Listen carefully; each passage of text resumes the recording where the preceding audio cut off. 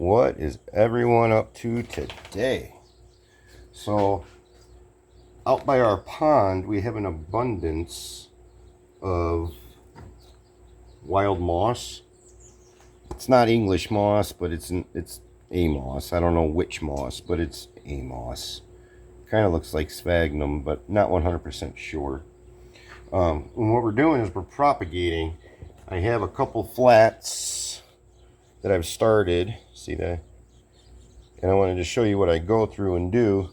So I went out there and I cut a big old chunk of it out.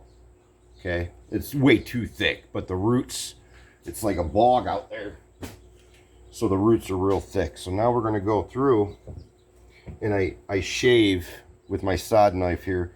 I shave the layers off of it, and you end up with this. See how it's not as thick, only about an inch. All right, so what I want to do is I'm going to break off some pieces here. And you see the roots that I'm talking about? Those roots are from cattails.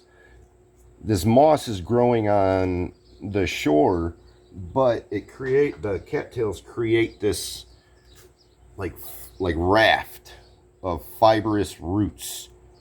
That's why you always got to be careful when you're walking around ponds with those, because they can break through and you can go underwater. But we're going through. If I see any of these monster roots, I try to get rid of them, along with let me find an example. Here you go. See this right here, this little blade of grass. See that little guy? Those things spread so invasively, and they're all over. Could be the start of cattails, and I don't want cattails to grow in here. See how I just keep pulling off little tufts of it.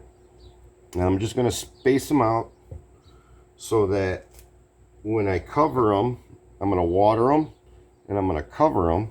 So you kind of just want to firm it into the soil. See how that's going into the soil a little bit.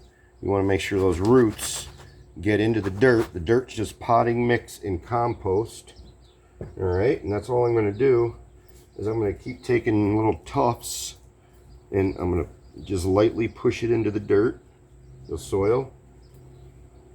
And I don't want it full, because I want to have room for it to grow and expand. I want this to be a sheet of moss. And it won't take long, maybe a couple of months, but this will flourish because I'm going to cover it with plastic wrap, and we're going to sit it in front of a couple warm windows, and in a couple of months this will all spread. So if any of y'all know the name of this moss, let me know. But that's what I'm doing. All right, happy farming, y'all. Later.